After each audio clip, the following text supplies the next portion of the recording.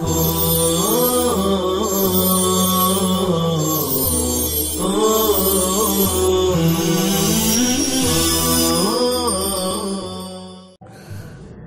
الله الرحمن الرحيم. التحقيق أن توثيقه على درجات. صفحہ 162 پہ ہے تعدیل ابن حبان بین القبول والرد، اس عنوان سے التحقیق ان توثیقه على درجات. الأولى أن يصرح به كأن يقول كان متقنا أو مستقيم الحديث أو نحو ذلك. الثانية أن يكون الرجل من شيوخه الذين جالسهم وخبرهم.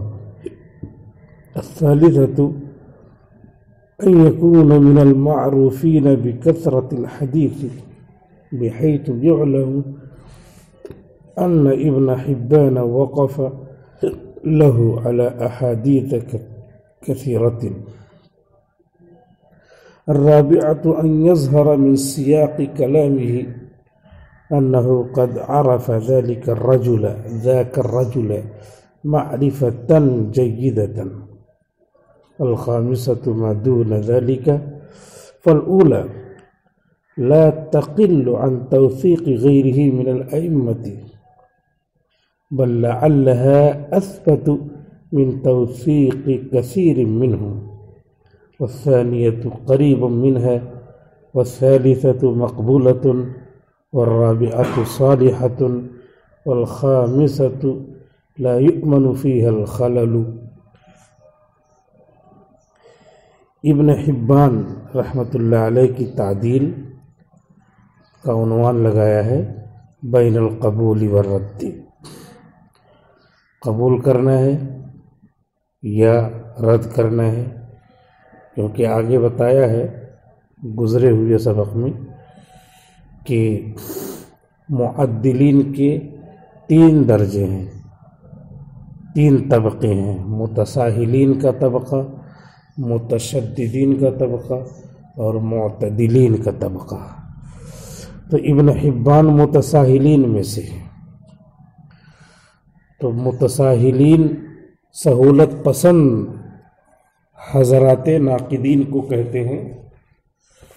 تو کیا مطلب اس کا ہوتا ہے کہ سہولت پسند ہیں تو ان کی حدیث قبول نہیں کی جائے گی، یا سہولت پسند ہیں تو ان کی حدیث قبول کرنے میں کوئی رکاوٹ نہیں ہوگی، یا دونوں کام کیا جائے گا، قبول کیا جائے گا اور رد بھی کیا جائے گا.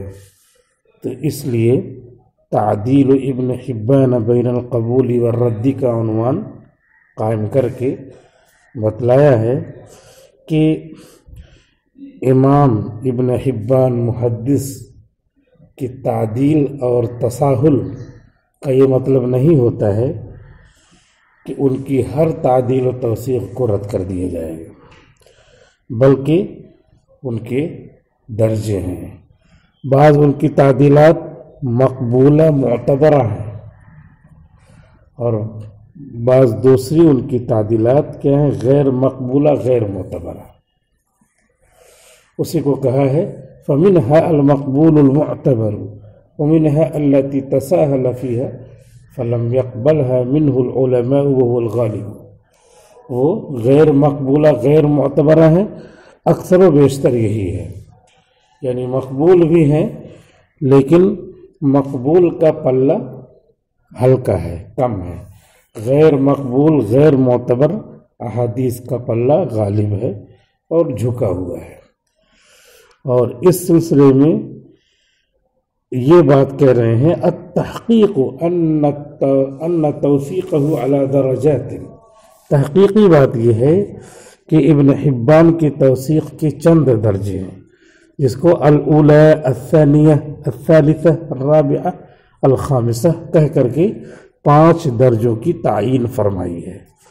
پہلا درجہ یہ ہے ابن حبان کی تعدیل کا کہ وہ صراحت کرے، صریح لفظوں میں کہیں کان متقنا کأن یقول، جیسے کہ وہ کہیں کان متقنا، یہ راوی متقن ہے، ثقہ ہے. کان مستقیم الحدیث، یہ راوی مستقیم الحدیث ہے.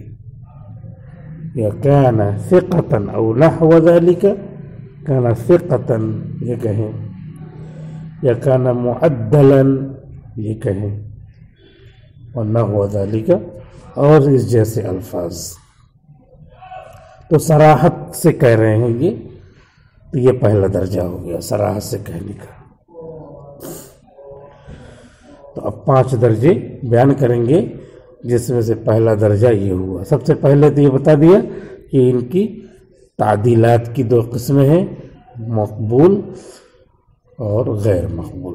مقبول کی تعداد کم ہے، مقبول احادیث ان کی تعدیلات ان کی شرح کم ہے، غیر مقبول غالب ہے. تو یہ پہلا درجہ ہوا توثیقات کا کہ صراحت سے کہیں کان متقنا، کان ثقتا، کان مستقیم الحدیث وغیرہ. الثانیۃ ان یکون الرجل من شیوخہ، دوسری توثیق کی شکل، دوسرا درجہ توثیق کا ابن حبان کی طرف سے جو آ رہی ہے وہ یہ ہے ان یکون الرجل، کہ راوی ہوں من شیوخہ، ابن حبان کے اساتذہ میں سے، ابن حبان کے پڑھائے ہوئے شیوخ میں سے، الذین جالسہم، جن کے پاس انہوں نے ہم نشینی اختیار کی ہے، جن کے پاس بیٹھے ہیں، آئے ہیں، گئے ہیں. وخبرہم، اور ان کو پرکھا ہے، جانچا ہے، آزمایا ہے، ایگزامن کیا ہے. سب کے ایک ہی معنی ہے. ان کی خبر لی ہے، اچھی طرح خبر لی ہے. اردو میں اچھی طرح خبر لی ہے دوسرے معنی میں استعمال ہوتا ہے. میں خبر لیتا ہوں، جاؤ ابھی اگلے گھنٹے میں بتاتا ہوں، خبر لیتا ہوں. تو یہ خبر لینا دوسرا ہو گیا. اسی لیے خبر یخبر عربی میں دوسرے معنی میں استعمال ہوگا، اور اردو میں اگر خبر کہہ دیا تو معنی بدل جائے گا. تو خبر یخبر، اس لیے اس زبان کا مزاج دیکھا جاتا ہے. اللہ تعالیٰ نے قرآن کریم میں فرج کا لفظ استعمال کیا ہے. فرج کے معنی شگاف، تو نہایت ہی عمدہ اور نہایت ہی مجازی اور کنائی لفظ ہے، جس سے اصل لفظ کو نہ بول کر کے ادب سکھایا گیا ہے.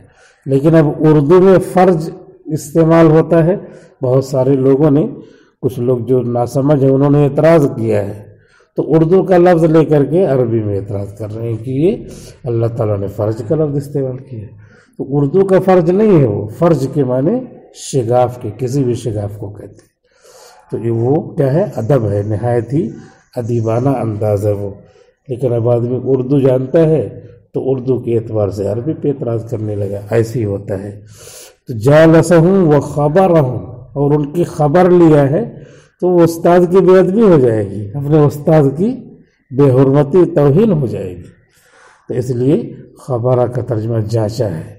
ان یکون الرجل من شیوخہ، کہ راوی ان کے اساتذہ میں سے ہوں جن کے پاس یہ آئے گئے ہیں. وہ خبرہم، اور انہیں اچھی طرح جانا پہچانا ہے، ان کی اچھی طرح جانچ کی ہے. کہ مطلب ہے کہ یہ جان لیا ہے، آئے گئے ہیں کہ وہ کس نوعیت کے، کس سانچے کے آدمی ہیں، کس قالب میں ڈھلے ہوئے ہیں. خبرہم. تو یہ دوسرا ہو گیا. پہلا درجہ کیا ہوا کہ صراحت سے کہیں. دوسرا درجہ کیا ہوا، ان کے شیوخ میں سے ہیں اور 1-2 دن نہیں پڑھا ہے، بلکہ جالسہم وخبرہم، ان کی ہم نشینی طویل رہی ہے.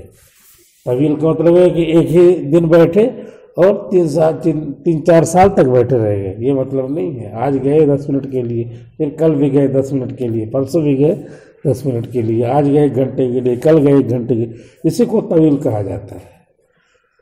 اس کو بھی طویل کہا جاتا ہے، ورنہ یہ کہ بلکہ وہی طویل ہے، مجازی جو ہے وہی طویل حقیقی معنی میں استعمال ہونے لگا ہے، ورنہ طویل تو اصلی طویل ہی ہے کہ بیٹھے ہیں، بس بیٹھے ہیں، تو وہ مراد ہی نہیں ہے۔ جیسے پابندی سے حضرت تھانوی حکیم الامت مولانا اشرف علی تھانوی رحمۃ اللہ علیہ فرماتے ہیں کہ اگر کوئی صاحب یا کوئی طالب علم یا کوئی مرید کسی مجلس میں آتا ہے تو ایک دن آتا ہے، 2 دن آتا ہے، روزانہ آتا ہے وہ، تو اس کو کیا کہتے ہیں؟ پابندی سے آتا ہے۔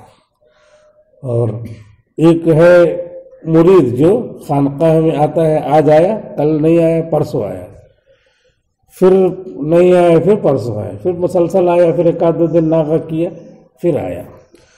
تو حضرت تھانوی رحمۃ اللہ علیہ نے لکھا ہے کہ ناغے سے آنا بھی پابندی ہے، ناغے سے آنا بھی کیا ہے؟ پابندی ہے۔ ان کی عجیب جو ہے ذہانت ہے، وکالت ہے۔ کیسے؟ تو انہوں نے یہ کہا ہے کہ اگر ایک آدمی ایک دن ناغے سے آتا ہے تو وہ بھی کیا ہے؟ پابندی ہے، ایک طرح کی وہ بھی پابندی ہے۔ کیوں؟ دلیل دیکھیے کیسی دلیل دیا ہے، شاندار۔ جو روزانہ خانقاہ میں آتا ہے تو خانقاہ کا جو ٹائم ہے، خانقاہ کا جو وقت ہے، وہ ظہر کے بعد کیا مان لیا یا فجر کے بعد کیا مان لیا؟ تو آج فجر کے بعد آتا ہے تو پھر کل فجر کے بعد آیا تو 24 گھنٹے کے بعد آیا نا، پھر اس کے بعد پرسوں فجر کے بعد آیا تو بھی 24 گھنٹے کے بعد آیا۔ تو 24 گھنٹے کے بعد روزانہ جو آ رہا ہے وہ 24 گھنٹے کے بعد آ رہا ہے، تو اس کا نام کیا ہے؟ پابندی۔ تو ناغے کے ساتھ تو آ رہا ہے، 24 گھنٹے کے بعد آ رہا، پھر بھی اس کا نام کیا ہے؟ پابندی۔ تو ایک آدمی 24 گھنٹے کے بجائے 48 گھنٹے کے بعد آیا تو بھی تو پابندی ہے۔ پھر وقفہ جو ہے دراز ہو گیا، لیکن آیا تو، لہذا اگر 24 گھنٹے کے ناغے کو بھی پابندی کہا جاتا ہے تو 48 گھنٹے کے بعد آنے والے کو بھی پابندی کہا جائے گا، ٹھیک ہے؟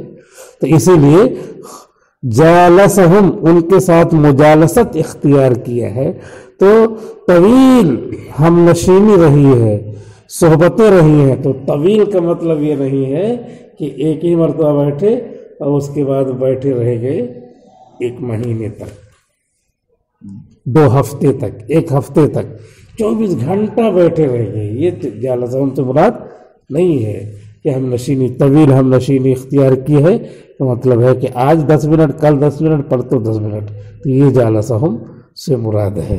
اسی لیے حکیم الامت مولانا اشرف علی تھانوی رحمۃ اللہ علیہ کی بات لائے تاکہ یہ سمجھ میں اچھی طرح سمجھ میں آ جائے۔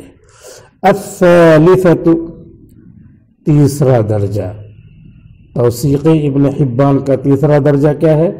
ان یکون من المعروفین بکثرۃ الحدیث، کہ راوی جن کی تعدیل کیا ہے وہ ان لوگوں میں سے ہوں جو کثرت حدیث کے ساتھ جانے پہچانے ہیں، جو کثرت حدیث کے ساتھ جانے پہچانے ہیں، جانے جاتے ہیں، ان سے کثیر روایتیں منقول ہیں، کثیر طلبہ کو پڑھایا ہے، ایک طالب علم کو پڑھایا ہے، بہت روایتیں پڑھایا ہے۔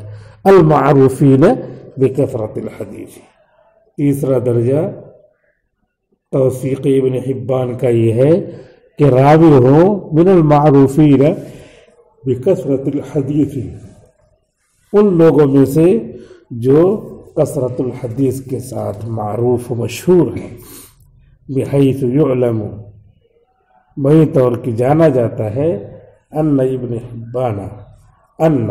حبان وقف له علی احادیث کثیرۃ، بہی طور کی معروف ہے، جانا جاتا ہے کہ ابن حبان بہت ساری حدیثوں سے واقف ہوئے ہیں، انہی سے، ان کی جو حدیثیں ہیں بہت ساری حدیثوں سے واقف ہوئے ہیں۔ یہ تو ترجمہ ہوا لفظ لفظ کی رعایت میں، حرف حرف کی رعایت میں، مطلب یہ ہوا کہ ابن حبان نے ان سے پڑھا ہے، بہت زیادہ حدیثیں پڑھی ہیں، بہت زیادہ حدیثیں پڑھی، یقف لہ علی احادیث کثیرہ. تو اب یہ بہت زیادہ حدیثیں پڑھی ہیں، تو ان استاذ کی، اس استاذ کی یہ کیا کر رہے ہیں؟ تعدیل اور توثیق کر رہے ہیں. تو یہ استاذ کیسے ہیں؟ من المعروفین بکثرت الحدیث. تو کثرت الحدیث سے جانے پہچانے ہیں کا مطلب اور جگہ نہیں، انہوں نے خود کیا ہے ان سے بہت زیادہ پڑھا ہے. بحیث کہہ کر کے اس کی توجیہ مکمل کر رہے ہیں اور رخ مقرر کر دے رہے ہیں کہ سب طرف اس کا رخ نہیں جاتا، بات کا رخ اس طرف ہے. بحیث یعلم، یہ جانا پہچانا ہے کہ ابن حبان نے فلاں استاد سے بہت پڑھا ہے، 2-4 ہزار حدیثیں ان سے پڑھی ہیں. تو پھر اب ان 2-4 ہزار حدیثوں والے راوی، محدث، استاد کے بارے میں یہ کہتے ہیں کہ یہ کیا ہے؟ ثقہ ہے، متقن ہے. تو اب یہ سہولت پسند ہے، لیکن سہولت پسندی میں تعدیل کے یہ سب درجات ہیں کہ ان کی تعدیل کر رہے ہیں جن سے بہت زیادہ حدیثیں پڑھی ہیں. اور اس سے پہلے کیا تھا؟ ان کی تعدیل کر رہے ہیں جن کے پاس بہت اٹھے بیٹھے ہیں. اور اس سے پہلے کیا تھا؟ ان کی تعدیل کر رہے ہیں جس میں صراحت والے الفاظ آ رہے ہیں، کہہ رہے ہیں کہ یہ متقن ہیں، یہ مستقیم الحدیث ہے. یہ 3 درجہ ان کا ہو گیا. الرابعۃ، چوتھا درجہ یہ ہے ان یظہر من سیاق کلامہ، کہ ظاہر ہو ابن حبان رحمۃ اللہ علیہ کے سیاق کلام سے، سیاق کلام یہ گفتگو ہو رہی ہے، اس سے پہلے جو بولا اور اس کے بعد جو بولا، تو اس گفتگو سے پہلے جو آئے گا وہ سباق کلام کہلائے گا، اور اس گفتگو کے بعد جو آئے گا وہ سیاق کلام کہلائے گا. اور بولنے میں الٹا ہوتا ہے کیا؟ سیاق و سباق. تو سیاق و سباق کی تشریح اگر کوئی کرے، اور امام مالک وغیرہ کے یہاں واو حرف عطف جو ہے ترتیب کے لیے امام شافعی وغیرہ کے یہاں آتا ہے، تو اس ترتیب کو لے تو سیاق پہلے ہے، تو آدمی کلام سے پہلے والی جو عبارت ہے اس کو سمجھے گا سیاق، اور کلام کے بعد والی جو عبارت اس کو سمجھے گا سباق. حالانکہ سباق وہ نہیں ہے، ابھی تو آیا ہی نہیں، تو سباقہ کیسے ہوگا، مزہ کیسے ہوگا؟ اس لیے سیاق و سباق میں سمجھنا چاہیے کہ جو کلام ہے اس سے پہلے کی عبارت کو سباق کہتے ہیں اور اس کے بعد والی عبارت کو سیاق کہتے ہیں. تو ان یظہر من سیاق کلامہ، ان کے کلام کے سیاق سے پتہ چلتا ہے. اگرچہ یہاں پہ مراد سیاق سباق دونوں ہے، جو بھی کلام کیا اس کے آگے پیچھے دیکھتے ہیں تو پھر کیا پتہ چلتا ہے؟ انہ قد عرف ذاک الرجل، کہ انہوں نے اس راوی کو پہچانا ہے، معرفتاً جیدتاً، اچھی طرح، کہ اس راوی کو اچھی طرح یہ پہچان لیے ہیں، پہچانے ہوئے ہیں. تو سیاق کلام اصل وہ تشریح ہوئی لغوی سیاق و سباق کی، لیکن یہاں سیاق کلام میں سیاق سباق دونوں مراد ہے. یعنی کلام کے طرف میں، کنارے میں جو بھی بات آ رہی ہے، تو کنارہ ادھر بھی ہے، کنارہ ادھر بھی ہے، ہر چیز کا تو کم سے کم 2 کنارہ تو ہوتا ہی ہے. اور اگر بیچ میں رکھ دے تو 4 کنارے ہوں گے، ادھر کا کنارہ، ادھر کا کنارہ، دائیں بائیں، آگے پیچھے، یہ سب کنارے ہوں گے. تو سیاق کلام سب کناروں پہ بولا جائے گا، تو یہ مطلق ہوگا، چاروں کنارے یا دونوں کنارے مراد ہوں گے. تو سیاق سباق دونوں ہو گیا. الرابعۃ، چوتھی یہ ہے کہ ظاہر ہو ابن حبان رحمۃ اللہ علیہ کے کلام کے طرف سے، کناروں سے، سیاق کلام سے، انہ قد عرف ذاک الرجل، کہ انہوں نے پہچانا ہے اس آدمی کو، معرفتاً جیدتاً، پہچانا ہے اس راوی کو. یہاں رجل بولا تو راوی مراد ہے، حالانکہ رجل یعنی مرد، رجل مرد، امرأۃ عورت، لیکن اسماء الرجال یہاں بولا جاتا ہے. تو رجال کا مطلب راوی، اس میں راویہ بھی رہتی ہیں تو ان کو بھی رجل بولیں گے. اسماء الرجال فن ہے تو کیا ہے؟ والدین کی طرح غلبہ ہو گیا، والدتن اور والدن، ایک مذکر ایک مؤنث، لیکن کیا کہتے ہیں؟ والدین، تو غلبہ کے طور پہ تسنیہ لاتے ہیں. ایسے اسماء الرجال یہ اس میں امراتن بھی ہوتی ہے، رجلتن نہیں، امراتن بھی ہوتی ہے. اس کے باوجود راویتن بھی ہوتی ہیں، لیکن سب کو فن اسماء الرجال میں غلبے کے طور پہ کہا جاتا ہے۔ انہ قد عرف ذاک الرجل، کہ انہوں نے ان راوی کو پہچانا ہے، معرفتاً جیدتاً، اچھی طرح، تو اچھی طرح پہچانا ہے، ان کے سیاق کلام سے پتہ چل رہا ہے۔ یہ ہو گیا چوتھا درجہ۔ پانچواں درجہ کیا ہے؟ الخامسۃ ما دون ذلک، اور پانچواں درجہ جو اس کے علاوہ ہو، پانچواں درجہ اس کے علاوہ۔ معرفہ کی قسمیں بیان کیا نا، علم النحو میں اور نحویر میں، اور آخری ساتویں قسم کیا ہے؟ جو ان چھاؤں کی طرف مضاف ہو، اب وہ بناتے رہیے۔ تو ما دون ذالک، جو ان کے علاوہ ہو، صراحت نہ ہو، شیوخ میں سے نہ ہو، معروفین بکثرت الحدیث نہ ہو، سیاق کلام سے نہ پتہ چلے، تو یہ نا سے یہ ہاں جو تیار ہوا، یہی جو ہے پانچویں قسم ہے۔ تو ان پانچوں درجات کے ذریعے بتانا چاہا ہے۔ وقت پورا ہو گیا۔ والسلام علیکم ورحمۃ اللہ وبرکاتہ۔